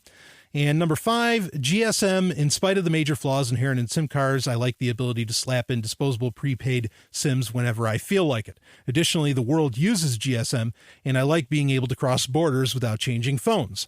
Number 6, affordable. Preferably, it would be cheap enough that it wouldn't kill me if I lost it or had to toss it in the fireplace if circumstances ever called for it. Number 7, no GPS. My tablet has one if I need it. I have no desire to carry an always-on internet-facing device that can be tracked with a sub-meter accuracy by any buggy, compromised, or unknown software that might happen to find its way into the firmware. While I know that having all these features in a single device is a long shot, I would at least like to find a phone with a few of them. Are there any other features that you would recommend that I look for in a phone? Additionally, in response to... I'll get into that in a second. So I want to address some of these. Now, pretty much any dumb phone you get, the battery life's not going to be a problem. Things are going to last you like days, if not weeks, depending upon use. The ruggedness, Kyocera is probably the top company as far as making rugged devices. There might be a couple other like Nozomi, and then there's something like that. Sonomi, maybe that's how it's pronounced. Anyway, there's some of those. A lot of these features that you ask for, particularly like the ability to Bluetooth and tether it, I don't know that's really possible. And so I listed these out because if a Sovryn Tech listener out there, I'm asking you, if the Sovryn Tech listener out there knows of a phone that fits this profile, please email me. Okay, or bit message me, however you want to do it. Telegram me, take your pick. Okay, and let me know what that phone is, and I will forward that information to this emailer, and I will also announce it on the show right away. So if you do know of one that fits all that, go for it. So I don't know of one that fits all that, but kind of a hybrid alternative that you might want to look into, listener, it's called the Neo 900. Okay, and neo900.org, I put a link in the show notes, in the appendix of the show notes, so you can find this. Now, this isn't necessarily a dumb phone, but it's not a full-on, really smartphone either. And they're not totally available. It's something that's getting developed. but it's based off of the Nokia 900, which is an exceptionally popular phone a few years ago. And actually around the world, it's still very popular. Okay. And so the Neo 900 allows you to do pretty much everything you're talking about, and it doesn't have to run Android or iOS. You can run all kinds of like homebrew operating systems on it, but it's a full-on phone. And one of the important things, I agree with you about the GSM, that you wanted to have GSM, as compared to CDMA, which is really going the way of the dodo anyway. But one thing to keep in mind with GSM is that in America, you can get a lot of cheap GSM phones that only have dual band GSM. You want to make sure the phone you get has quad band GSM, because those other two bands is what's largely used around the world. Listener, you may already know that, but I just want to make sure that that's made aware. So one of the other things that it's tough to find a good rugged waterproof phone that has a full QWERTY keyboard on it. One of the advantages is that most dumb phones or feature phones that get sold today still have that full QWERTY keyboard as a feature. And I think that's awesome, where it's like a slider or something. Like I have a Samsung Intensity 3, and that has the full QWERTY on it. And I love that, having that availability. But if you're not concerned about having the QWERTY keyboard and you do want that ruggedness and waterproof, look at Kyocera. That's really the way to go. But you're not going to, I think you're going to find it difficult, and I'm open to being wrong. That's why I'm positing it out to other Sovryn Tech listeners if they know of this, to get that, to rewrite the firmware, that to put in open source firmware on there onto a dumb phone. That's the part where I'm not so sure. I bet it's really popular in Southeast Asia and other countries, and I just don't know about it. So I'm hoping someone, I'm crowdsourcing the info, or crowdsourcing it. I'm hoping someone else will know, and they can email me and let me know about that. But I would definitely recommend looking into the Neo 900 and trying to support that. That uses the Open Phoenix, which is Phoenix as in Linux. So the Open Phoenix, project essentially. And those are great guys doing great work over there. And the Neo 900 is a really, really tough phone and has a lot of options. So do look into that. Again, it's neo900.org. Where you can find out about that one. So look into that. But yeah, thank you for the question. That's really, really interesting. Someone else actually emailed me asking about if I would talk about how I built, or how I'm making Hyperchronius, the game. I will be actually at the website, zomiaofflinegames.com. I will be doing a full breakdown of how I went about making the game, or I don't want to say a full breakdown, but I will definitely talk about how I went about it. And again, if you listen to the special that also came out this week with the lovely and hyper-intelligent Dr. Stephanie Murphy and I mentioned towards the end of that yes, I am already making another game, and that one is going to be like to the next level. Because, I was really, I was, getting my chops, from doing this first one. That doesn't mean, again, please don't misunderstand me. I'm not saying that somehow this is in any way a flawed or bad game. In fact, it has it's not buggy at all. But this is my first shot at it, and I've learned a lot in the first time. And the second time, I'm just going to go, even bigger, full bore, way, way bigger, and with a lot more stuff. And I will detail that process as I go along as well. So do look out for that. I'll let you know when that on Sovryn Tech, when all of that information is available, because I think this is something that people can do. It's good entrepreneurship, and it's just great fun to make your own games. So I will talk about that in the future. Thanks for asking about it. Someone else messaged me about Monero, which is Monero and CryptoNote, which these are cryptocurrency systems, and Monero is CryptoNote is the technology. It's supposed to be a privacy technology. This was in response to Zero Cash, which I talked about last week.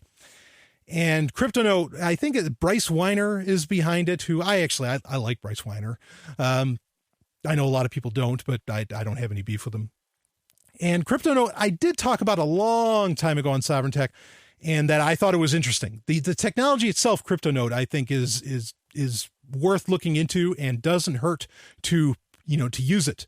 Monero itself, the currency that used CryptoNote, that got built on top of CryptoNote, the cryptocurrency, that had a bit of a scandal where they were trying to cheat the development time, and I might have talked about this on Sovryn Tech, but there was a lot of scandal around that to where they made it seem like it was an older coin than it was, or they made it seem like it was in a longer development phase, or that mining had occurred longer. And so I kind of wrote it off, but I will look more into CryptoNote and Monero because it's still around. It's still getting developed, but I just want to let people know that I'm aware of it and I will look into it. Someone else asked me they'd love for me to talk about Darkcoin. That's another one I've talked about a long time ago. And please, I don't expect everybody to like listen to every episode of Sovryn Tech.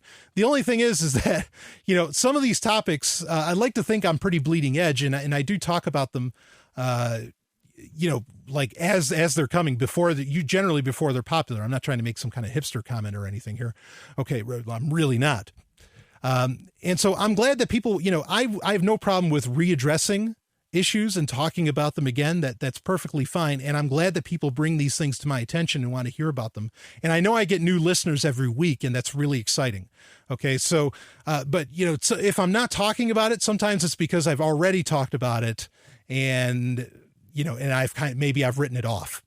Okay. But maybe I shouldn't write things off so quickly. Darkcoin. So someone wanted me to talk about Darkcoin, and I'm open to talking about that, which I have in the past. And I had written off Darkcoin pretty early. I had heard about it within like the first month that it came out, and a lot of its statement of intent that it put on its website, they ended up crossing off because none of it could be true. Like the fact that they could keep Darkcoin from getting mined by GPUs and all this. I mean, just none of it was so. And so I was like, well, and then they did that hard fork, within like 3 or 4 months of its inception and all of this. And I just, you know, there was just so much, like it was changing so fast. I was just like, these guys don't have their act together. How am I supposed to trust this as some kind of like secure system if it hasn't gone through, you know, a really, you know, if there isn't like a really set out kind of plan from the get-go. So, and again, let's keep in mind here with Darkcoin, we're talking about real money, people probably doing things that could get them into some trouble, even though what they're doing isn't wrong at all, by using it and whatever. So it's important to, you know, put heavy scrutiny on it. And Darkcoin just wasn't living up to, you know, my desires of what I want out of a developed product. So now I know a lot of people made a ton of money off of Darkcoin because at some point, somehow it like skyrocketed in value to where it was even worth more than Litecoin. I'm glad you made, you know, if people made money on it, that's great. Good for you. But it's not, to me, Darkcoin feels like a half step as to where, like, you know, maybe with what Monero's doing, or particularly like Zero Cash, is doing, especially Zero Cash, or even like Teleport with NXT. Those are full steps, you know, and so I'm way more interested in that sort of thing. And I, you know, sadly, I think a lot of people just kind of like want to talk about altcoins and all that, and how can I make money off of this? You know, that's not something I'm going to really like. That's not information I'm even really interested in sharing with you on Sovryn Tech. I think that's why it's not a popular show, because the things I talk about are generally free for people to use, and often enough, you know, there's no money to be made off of it, and. Which, you know, that leads me into actually the next question, because some people wanted me to give my thoughts on GigaOM. Now, GigaOM, of all ironies, it's funny because I did a special a couple weeks ago where I did my top 8 podcasts that I listened to. One of those podcasts was created by GigaOM, which was a journalism entity created by Om Malik. And everybody knows is pretty much gone now. But one of those podcasts that I listened to was the GigaOM Internet of Things show. And of course, like I said, I listened to it out of fear because I'm terrified by the whole notion of the Internet of Things to be hacked. And so it's funny that I said, okay, you want to check out this show, when like a week later, GigaOM no longer existed. And so, you know, it was a terrible thing to put in the top 8, but I guess you can listen back to past episodes, maybe, if they're still available. And, you know, so my thoughts on GigaOM, my thoughts on tech journalism in general is that it's very difficult, and GigaOM proves the point, it's very difficult to actually, for the journalists themselves, to make money off of it. It really is. Like Leo Laporte, you know, what he's doing with Twit is definitely an exception, not the rule. And, you know, something I don't understand, and I'm not knocking them necessarily, but like there's so many shows that are about Bitcoin and Bitcoin only, or about blockchain technology only. I can't believe these shows have a shelf life. I can't believe these shows have new things to talk about every week. Like, at what point, I mean, I guess if you're just listing off the new things that happened during the week and you're not actually giving commentary or saying what it actually means to people, maybe then you could go on forever. But as far as having like an engaging show, I don't think that's possible. I mean, how many times a week can you just, that's why I don't like talking about blockchain shit all the time. Yeah, especially Bitcoin. I mean, in many ways, other than a couple companies still working with Bitcoin, if they weren't there, think Monetos and others, if they weren't there, Bitcoin, I'd be like, well, whatever. I mean, it's nonsense that's going on with that. The people that are behind it are just doing bullshit with it. Okay. It's not a freeing force. So, I don't get it. I don't know what these people are constantly, kind of talking about. And I don't know how they stay afloat, and I don't know how people stay interested, but I look at it, even Let's Talk Bitcoin, like they still get, I don't think they get the same numbers that they used to. And I mean, they used to get 20,000 like downloads an episode. Might be exaggerating a little bit, but not really. And I don't know how that happens. I mean, and then, now I think they're only getting like 5,000 to 6,000 listens. And yeah, it's because nothing really exciting is being done with any of this technology.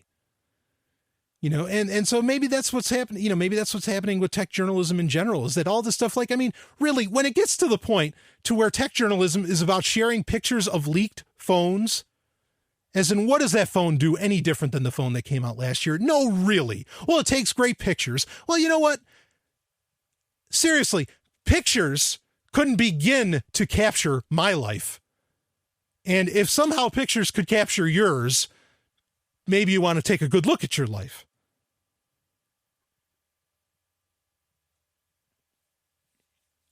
So, I think a lot of this, I mean, I feel like, I know everybody says, oh, you got to be niche. And I guess maybe in some ways, because it's anarchist, Sovereign Tech is a very niche show. But no, I think you got to deliver like really broad subjects. I don't think you can talk about Bitcoin every week. I don't think you can talk about blockchain technology every week. And in fact, I don't get it.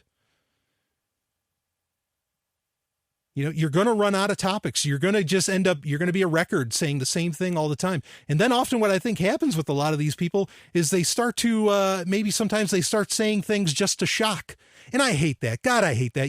I hope, and please email me if you, and tell me differently if you think so.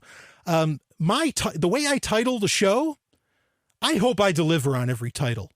Because I think there's people that use titles, or they use bullshit cover art for their podcasts and episodes and whatever, or bullshit taglines for journalists, for blog stories or whatever, that don't deliver on anything. It's all about hooking you in. I hate that, and I refuse to listen to shows that do that. No way. Tell me what it's really about. Actually, this episode's already been, I knew what I was going to name it before I started. It was going to be, and usually it's not always that way. Often I name it after the fact, but it's Tyranny of Reputation, or The Tyranny of Reputation. That's the name of this episode. I had that planned, ahead of time, and I hope I delivered on showing you why reputation is just nonsense, because it's all, by and large, it's a gold star system. So anyway, I did get emails from people saying that I had asked the question, do you listen to the show at a faster speed than 1x? Because a lot of these podcast software allows you to listen at 1.3, 1.5, or 2x. And most people said they listen at 1.3, 1.5, and they said they're still totally entertained. The pauses still happen for them and all that, and it's really engaging. And so thank you for letting me know about that. I really appreciate it. Just wanted to get that out there. I'll be back with more. Are you sick of government lackeys who say you didn't build that? Are you tired of elitists like Barack Obama and Al Gore taking credit for the web while trying to take over the web? Are you disgusted by experts whose concept of the internet is that it's a series of tubes? Take back the free market of computing by encouraging software developers to adopt the BIPCOT No-Gov license. The BIPCOT No-Gov license allows any use or modification except by governments. Go to bipcot.org. That's Bravo, India, Papa, Charlie, Oscar, Tango.org.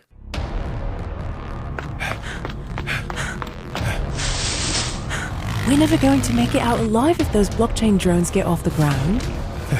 I can handle that. You just find us another ride.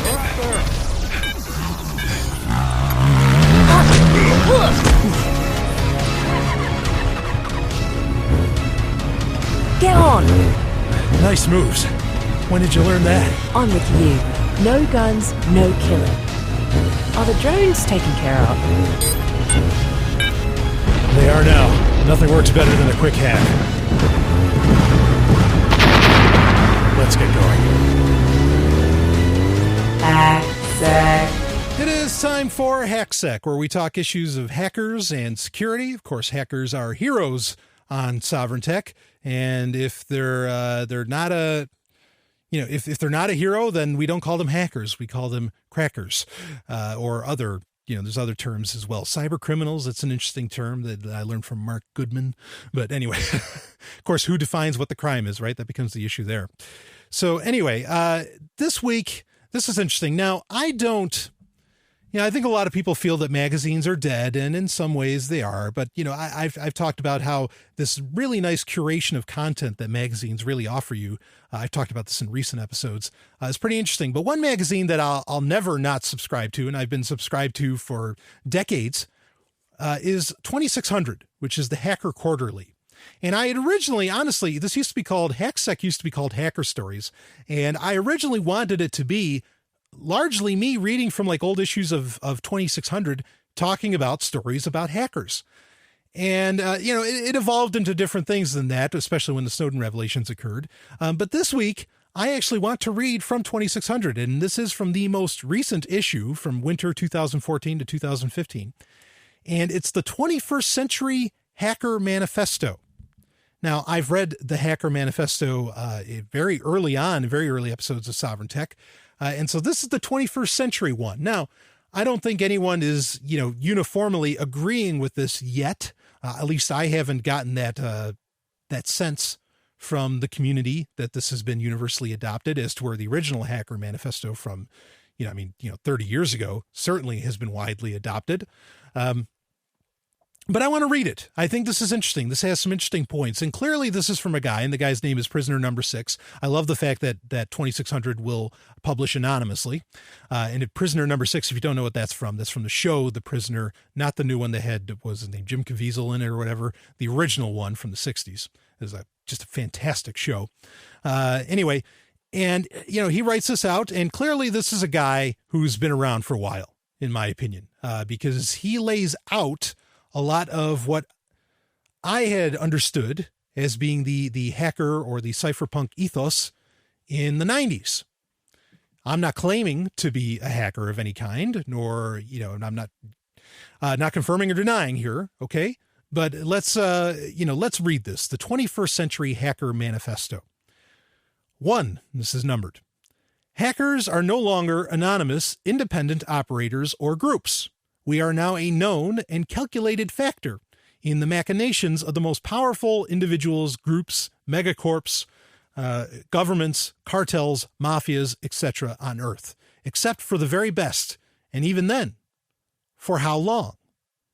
Number 2, being a hacker is no longer synonymous with freaker, inventor, tinkerer, genius, security expert, oddball, eccentric, helper, trickster, or any other benign adjective. Let's not fool ourselves. Our new titles are terrorist, threat, intelligence agent, anarchist, snitch, gov/mob recruiter, honey trap, fool, mentally disabled, sociopath, psychopath, career criminal, desired asset, puppet, and similar. Now I want to touch on, real golden stallion here, I want to touch on number 1. At that point, I do agree. How many real hackers aren't just getting, swallowed up by either a group or whatever? There's very few individuals anymore, which maybe this will talk about that in a little bit. As far as number 2, certainly. There is no, a lot of people, the war on the word hacker has really, I think, been lost as much as I keep fighting it. As I described at the beginning of the segment, to where, people that have malicious intent are crackers. They're not hackers at all. And they're not associated with any benign terms anymore, unfortunately. So let's go on to number 3. Hackers are being treated by all global scale organizations as natural resources. History shows quite clearly how these organizations treat natural resources: raping, pillaging, fighting for ownership, using each skilled hacker until they are burned out, used up, dead, or otherwise disabled. Number 4, The new global arms race is no longer about who controls the most atomic bombs. It's about who controls/owns the most hackers, botnets, and exploits, zero-day and otherwise. I totally agree with that. Stallion here, I totally agree with that sentiment. The old saying, World War III, what was the old Einstein saying? I don't know what World War III will be fought with, but I know World War IV will be fought with sticks and stones. Well, World War III, I think, is pretty accurate. This is going to be fought, in cyberspace, as it were, if it is to occur. Number 5, being an agent or being an elite hacker with current knowledge of the actual state of global dynamics, aka politics, news, propaganda, the kind never released to the public, may make one feel very cool, but attempting to inform and or discuss any of your very real privileged information with basically any other non-hacker will not result in praise. Just the opposite. We are disbelieved, mocked, and even scorned. Being a member of the new digerati may be intellectually gratifying, but ultimately only isolates us from the majority of other humans. Stallion breaking in. Holy shit, if that's not true. In fact, that's exactly what I was just talking about at the end of Important Messages. To where, if you're talking about real solutions, if you're talking about real freedom, look, folks, things that'll actually set you free don't have affiliate links. Okay? Real things that'll set you free, believe me, you can't put a cost on those. They don't have a cost, and it's not getting developed in any fucking, lab somewhere. It's getting developed in garages.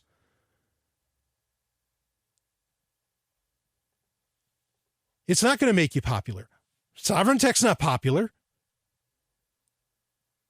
Because I'm not going to go out there and like Reason Magazine and jerk off in front of Ethereum and say, oh yeah, I love you guys. Woohoo! Woo! Ethereum, save us. Nope. I'll say, bullshit. That's a tyrannical system being developed right there. Moving on, along with BitNation and a whole slew of others. All right, 5A. This isolation serves the interests of global organizations by offering us a place among peers, a chance to work with tech, in quotes, a chance to work with tech only dreamed of by most isolated civilian hackers, end quote, and non-obtainable otherwise, the possibility of having our genius rewarded and recognized, and the chance to use our skills to help change the world, end quote. Though some sizable truth exists to these claims, the fact is that once employed by any of these global elites, we immediately become slaves rather than valued operators, as they say in their sales pitches, where traditional rules of espionage reign supreme and not the quote-unquote corporate ethic most of us expect and are used to. This is 5B.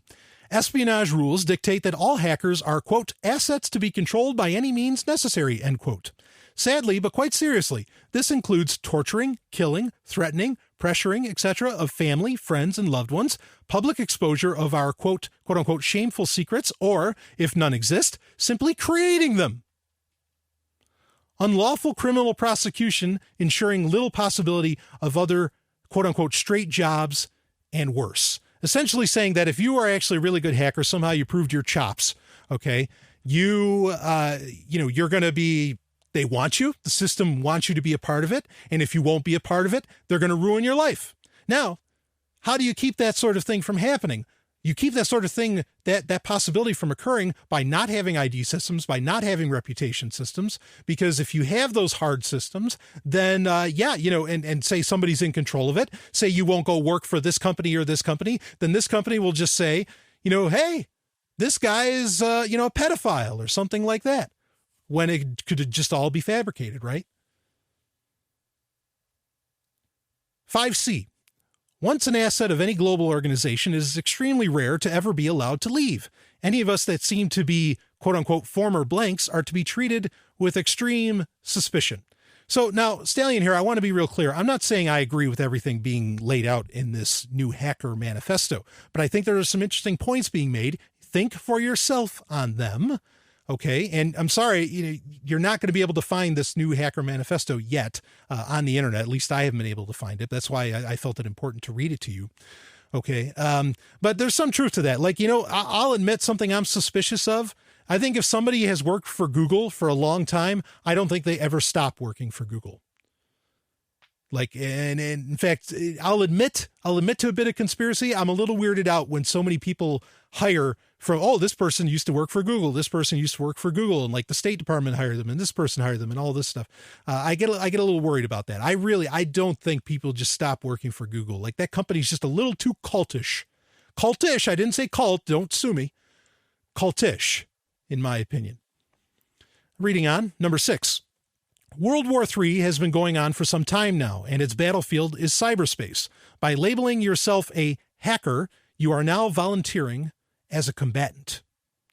Number 7, the quote-unquote internet is not now, nor has it been for some time, a, quote, simple network of computers, end quote. With smartphones, iPads, Wi-Fi, NSA everything, IPv6, botnets, etc., it would be far more accurate to call it a, quote, four-dimensional tesseract hypernet, end quote. I'm going to use that from now on. I love that. It's a completely chaotic clusterfuck, basically. As per beginner's network theory, a device or program existing on a network is accessible by anyone with network access. What NSA can do, so can Yamaguchi Gumi with the same tools. It's an interesting thought. Maybe not even a negative thought on that, huh? Number 8, as a simplified model, there are essentially no more quote-unquote governments or quote-unquote countries with any true global power anymore. The world, as we elite hackers know it to be fact, is comprised and controlled purely by A, multinational corporations, including the NSA, CIA, etc. And Stallion here real quick. Yeah, sometimes people do want to say, government is essentially corporation. All these things are essentially corporations, blah, blah, blah. However you feel about that, that's how you feel about that. B, this is another thing it's controlled by, organized global criminal cartels, including the previously Russian Brothers Circle, the Japanese Gumis and Kais, the largest and most powerful of which is the Yamaguchi Gumi, the Chinese Hong and Tong societies, who along with the respected Japanese Yakuza are actually quite formal and completely legal components of their country's government, traditional mafia families such as the respected Sicilian, Colombian, Mexican, etc. Again, think of this what you will on your own. If you feel that any of these things, any of these groups are relevant or if they matter or whatever, that's totally up to you. I am just presenting you with the information. If I have relevant commentary on my own thoughts on it, I will share that with you. Reading on. 8A. What remains as the public face of the United States and other governments is a mere public relations shell which exists solely for the purpose of continuing to extract and export all remaining possible valuable resources from the ignorant, hardworking wage slave public and placing it permanently into the hands of the globals. 8B, for the time being and in the near future, there are plenty of resources being extracted from the public for all the true global players to be perfectly happy with the arrangement, and as such, very little actual conflict or competition exists between them. This is why there are no obvious large-scale violent conflicts outside of propagandized isolated incidents to indicate this new global arrangement, as fairly accurately predicted and described by such authors as William Gibson, Neil Stephenson, Marshall McLuhan, and others. Number 9, be aware that as a natural resource and desired asset, many, if not most, modern hackerspaces quite suddenly appearing in major cities everywhere are either openly, more often secretly, funded and controlled by DARPA or aforementioned organizations with the primary purpose of counting, monitoring, investigating, and eventually recruiting you. I think, Stallion here, I think there's a lot of evidence for that. There's a lot of direct evidence and some stuff that can be, suppositional. There really, really is. In fact, some biohacker spaces even, admit to that they suddenly, 2 years out after they've been, operating, that DARPA gave them funding. Some people would go so far as to claim that Silicon Valley itself is a gigantic recruitment center for DARPA, NSA, whoever. And I think there's a lot of interesting evidence that lends towards that. But again, think for yourself. Number 10, if you are one of us, a younger or older yet unknown hacker, the smartest course is to stay that way. An author in a previous 2600 article was foolish to say that, quote-unquote, hacker nicks, which is a nickname for hackers, zero cool and all that, were a thing of the past. I honestly, though respectfully, think he was being egotistical to publish articles under his real name. Respectfully, because his point was sort of later proven by Snowden and others. Any well-known hacker is probably also well-known to the NSA, nick or no nick. That's an interesting point. With real names, I think what he's trying to say here is the use of real names by certain people a warrant canary of sorts. It's interesting to consider. 10A, the best policy in these interesting times is to, number 1, stay alone, 2, stay unknown, and 3, repeat after me. And this is perhaps the most interesting of this. Quote, me, a hacker? I wish. Nah, I just keep up with tech stuff to help my parents protect their desktop and hopefully get a decent job one day. I love computer tech and all, but I've never been smart enough to be a hacker. I just don't have the time to study and keep up with all that stuff. I do have a life, you know.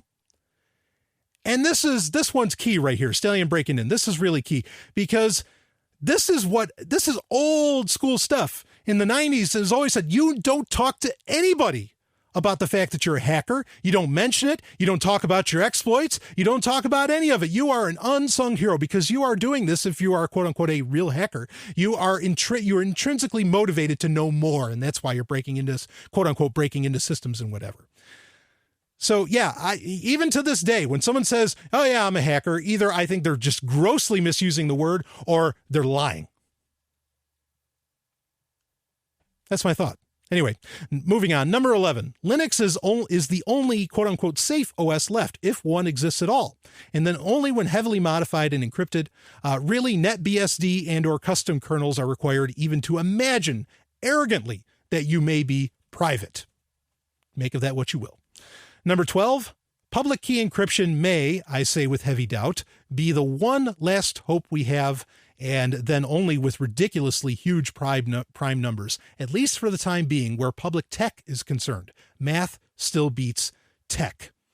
So, and I agree with that. I've said that often, that the only way you can even dream of any kind of privacy and encryption is with, is with using, PGP, private key encryption or, public key encryption in any way that you can. Now, there's better things getting developed, no doubt. Okay, but as it stands right now, it's the one thing that's kind of tried and true, if it is. Keep that in mind. And obviously, he hinted at the notion that you need to separate any of your actions that in any way resemble privacy, security, hacking, whatever. You need to separate your real life identity from those actions completely. And so I thought it was an interesting write-up. I don't think if anybody's going to, take it on like the Mentor's Great Hacker Manifesto from so long ago, but there's some solid points to bring up here. I'm not saying I agree with all of it. The one I definitely agree with is the whole point that when someone says, hey, you a hacker, you laugh your fucking ass off and say, no, you're kidding me. I love Leo Laporte. That's all. Steve Gibson, he's a funny guy. I dig his sci-fi selections or something. You know what I mean? And so that's my thoughts on that. But there's a lot to cover here, and as far as like Linux being the only safe, yeah, I mean, I keep the link in the show notes for people to look at the Libreboot X200 that comes with Triskel Linux on it. That's about the only way you can, and I like how I said arrogantly imagine that you have any kind of privacy. And, I think that that's a fair point. I heard recently someone who is a genuine hacker, actually, that's well known. She, not Trinity, but she came out and said, I just go through life, with the with the initial thought that everything is compromised. And, I don't think that that's an unfair paranoia to have. And this is coming from somebody that does a lot of great work in the crypto space at that, in the Bitcoin space even. So it's something to consider. So take this for what you will. The Hacker Manifesto, the 21st Century Hacker Manifesto, I thought it had some interesting points, had a lot to lay out. Whether you agree with all of it or not, still some solid stuff here to consider. And keep that in mind, when people start talking tough with code matters. But maybe we'll touch on that, the importance of words in the next segment. I'll be back with more. This is Brian Sovryn, and you're listening to Sovryn Tech. Babylon 5 ended a great war and united 100 alien races in peace. Danger didn't die. It just went underground, with new heroes and new evils to carry the torch. We need to make sure they all understand we will not be intimidated. What is wrong with you people? We have to pit him against himself. It's an entire new season of Babylon 5, with all new episodes. Babylon 5 is available for download on your favorite torrent site. See it now to experience the greatest show in television history. Babylon 5. Oh, we made it. They're not kidding when they say you're the best, Mr. Sovryn. Oh, Elizabeth, you haven't seen anything yet. Oh, really? Really? Why don't I show you? Right here? Out in the woods? On the bike? Elizabeth, I can rise to any occasion. Ew. Brian. The Climax. It is time for the Climax, where I talk about whatever the hell I want to talk about. It can be a movie, it can be a TV show, it could be a book, it could be a comic book, an album. You take your pick. Could be anything. You know, I listened recently to that Quiet Riot 10 album. Boy, that wasn't half bad. For not having Kevin DuBrow, they brought on Jizzy Pearl. Fantastic. Anyway, I can talk about whatever. And this week, sometimes it's even a topic. Hell, I've even done poetry. And this week it's a topic because I have something that's really frustrating me. Much like how I expressed and how I've expressed many times in the past, how the word hacker is positively bastardized. And the people that use it generally, 9 times out of 10, more like 99 times out of 100, are full of themselves. And I've always said that the real hackers, the individuals that kind of stand alone, they won't identify with it at all. I've said that for years on Sovryn Tech, and I hate the fact that attitude has gone away. But it really lends itself to a much larger issue, and that is the importance of words and the importance of meaning and the importance of definition. And I want to talk about that because I'm seeing a whole lot of words that are just, that the internet and Silicon Valley, and I've talked about this a little bit on social media recently, have just butchered. I mean, and I think it's a real issue. Now, a lot of people would say to me that, words changing their definition and changing their meaning, that's the evolution of language. That's a good thing because otherwise we'd still be writing in cuneiform and all these kinds of arguments or whatever. It's okay that words change their meaning, that they take on new stuff.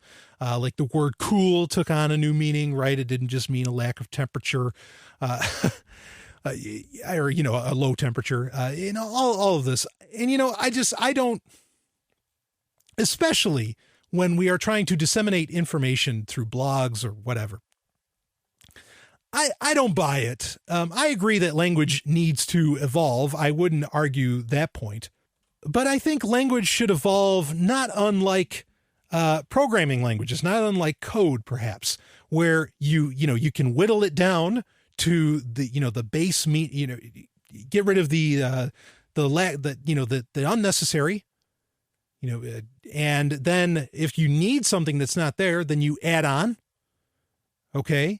And that's the thing is you add on, you don't necessarily change what one thing does, as in change the definition. So I'm kind of a stickler on that. I'm sure some people are going to email me and say, oh, it's like, oh no, we have to have this evolution language and all this stuff. Yeah, I don't think so, because I think if words take on completely different meanings, that, you lose context and you lose understanding of history. And understanding history is incredibly important, as much as Silicon Valley would love for you to completely fucking forget history. And not just Silicon Valley, a whole slew of people would like you to completely forget history. Or at least accept the history that they tell you, right? So I think this is an issue. And the first word that really did it for me, and we actually read a very humorous story on Sovryn Tech during a Hacksec segment of all things about the word hacker. How Life Hacker is this really popular thing. How, you hacked your eggs, you hacked your stereo, you hacked this, by putting like a cup around the speakers or something, all this like nonsense, like everything's a hack, and it's true. The word just loses all of its meaning, when you start applying it to every little goddamn thing. So the hacker was the first word in that case. Okay. It's like, oh, I hacked my banana. No, you didn't fucking hack a banana. The next word that came to mind for me was nerd. Now, I grew up and I was a nerd. I say that with a degree of pride, actually. I had to go through all the normal things that people, that nerds of their day had to go through, picked on, beat up, go down the list. This isn't new for Sovereign Tech listeners. You're fully aware of this. Okay. And there were largely, especially in the 80s and 90s, look, being a nerd wasn't cool. Now it seems like cool, right? Now, I mean, there's an area of frustration in that alone, but that's not what I want to really talk about. What really bothered me, because, a nerd, I think in just about everybody's mind, references somebody that's interested in, technology, science fiction and science and all that, mathematics, whatever, all, really technical stuff, engineers, that's what a nerd means. And so I saw somebody, this was during the Super Bowl recently, somebody was like, oh yeah, I'm a real football nerd. And I just looked at it in shock. Like, I was like, let's see. Okay, football, nerd. Nerd beat up by jocks. Football, nerd. It didn't make any sense. Like, I mean, it's an oxymoron. Like, those two words are so, just go to Wikipedia, read about nerds, okay? Or, whatever, watch Revenge of the Nerds, which was pretty much, a pseudo-documentary of what life like is at a nerd and how nerds identified for decades, okay? And you say, well, no, isn't it great that we're no longer, getting picked on and all this stuff? It's like, okay, yeah, that's great that people have finally grown up, or found, or that everybody likes Star Trek now, or whatever the fuck the case may be. Yeah, that's fine and dandy. But let's have an understanding of history here. This is like calling white people some unfortunate words. I mean, it's not comparable to that, please. It's really not comparable. Okay. That's a far more serious issue. But my point being is that you lose all the definition, you lose all the context, you lose all the history when you start using the word nerd for every little fucking thing. I mean, just sports and nerds, it doesn't gel. It doesn't work. That doesn't mean nerds can't play sports. Of course they can. There's nothing wrong with that. It doesn't mean a nerd can't enjoy football. Of course you can, but you're not a football nerd.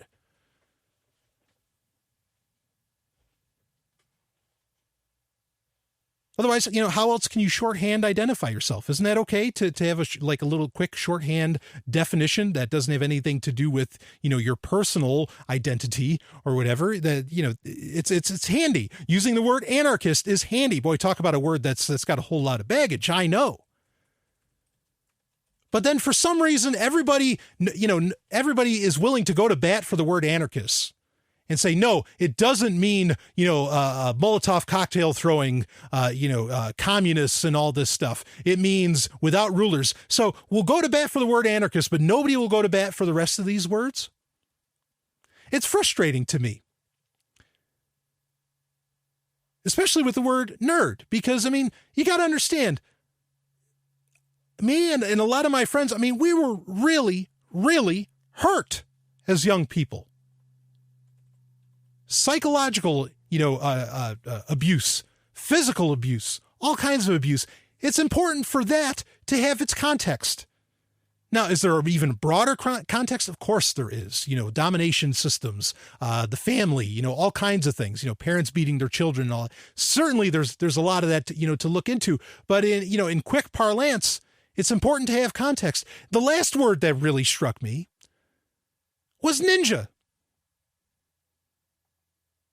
Now, I've said many times, and in fact, one of the reasons I wear triple black, that I wear all black all the time, it was not originally because I'm an anarchist, okay? Though a lot of people associate those two. It just happened to fit pretty well. It was because when I was like 6 years old, I wanted to be a ninja. And because ninja means something. I didn't want to be a fruit ninja. I didn't want to be a coupon ninja. I didn't want to be a code ninja. I wanted to be a fucking ninja. Throwing shuriken and hiding, in the balcony, or, using bamboo pipes so that I can hide underwater and use it like a snorkel. I wanted to be a ninja. That's what ninja means, as in reference to a group of espionage, type people from the, they were highly skilled, from the 12th or whatever the earliest case is. I think there might even be an earlier case in the 12th century Japan, up until even now. because ninjutsu is still taught. But now, hell, fuck, everybody's a ninja. I go to the store, I go to Price Chopper, and this woman carrying coupons. Oh, she's a coupon ninja. I go over to this kid's playing a game where he's slicing, fucking watermelons in half. Oh, he's a ninja. He's a fruit ninja. And I mean, it's just, and it's nuts. It's like there's no context. There's no understanding that this was some serious history. Some people, ninjas were an issue of serious human freedom at one point, and it's just, the word's just treated like it's nonsense. Like it could work for anything. And so you completely lose the historicity of the subject and the very seriousness of the subject. And I think it's a bad thing. Now, if you want to if language is meant to evolve, well, there's ways that languages evolves. One example is E-prime. If you've never looked into E-prime, this is a direction I wouldn't mind English going in. It's about getting rid of the non-essentials. And it's from the 40s and 50s. It's it's an old idea. Okay. That's the evolution of language. Changing the meaning of words? Yeah, I don't think so. And I don't think I'm the only one that feels this way, because Buzzworthy or BuzzFeed or whatever the fuck, these whatever websites or blogs are called. Okay. But they're constantly saying, look at these old words that we need to reintroduce to the language, that means this, that means that. And it shows you that we've lost so much in language, largely because Silicon Valley puts the word Uber in front of every goddamn thing, okay? Or because, just on Facebook or whatever, everybody uses lulz and all this stuff. I never, up until I found out that LOL stood for, what does it stand for, Stephanie? Lord of Love of Lucifer or something like that. Or Lucifer is Lord. It meant some kind of satanic shit, I found out, which it really doesn't, but I just thought that was funny. I never used LOL. I'd rather type out ha ha ha ha ha or he he he he he, because we really are. And look, I'm not old. I'm 33. Okay. But we're losing something. We're losing context. We're losing meaning. We're losing understanding of these subjects. If it just gets tossed around as a nerd, as a word that can just fucking mean anything. So on Sovryn Tech, I like to be very, very particular in how things. Have you ever heard me use the word citizen? Probably not. Okay, I like to use the word denizen because there is no such thing as a citizen. It doesn't exist. You can look into that. It's an interesting subject to research. But that's the thing, is that if we keep these words with their meanings and their meanings are clear, words have meaning. That way we can communicate. If they don't have meaning, if they can just change and become any little, willy-nilly thing, whatever, then how can we possibly have a conversation? Then when you have to spend the first 20 minutes defining each other's terms, I'm not saying that's a bad thing to do. Maybe that's what you do want to do. It's a skill to be able to repeat back to the person. That way you know that you have a mutual understanding. But the point of a lot of these terms is to somewhat identify a concept, not a person, a concept, and to have shorthand and be able to communicate and to be able to build all the wonderful things that we build together as a species. So I'm a little annoyed by this. And I know, yes, I agree. I'm being kind of funny in the notion of, being so ticked off about the word ninja getting tossed around, or nerd or whatever. And nerd, I'm not being so funny because I think that has real context that people need to understand and to keep it from repeating itself. Okay, but the word hacker, all these things have meaning. Words have meaning. It's important to learn vocabulary.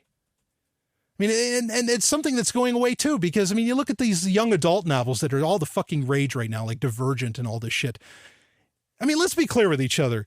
That is just laziness on the part of the reader and on the part of the writer, because, they just, and I know there was a time when everything was a penny a word and you wanted to use as many words as you can. I understand that. Okay. But let's be clear on this, that really, that's intellectual laziness.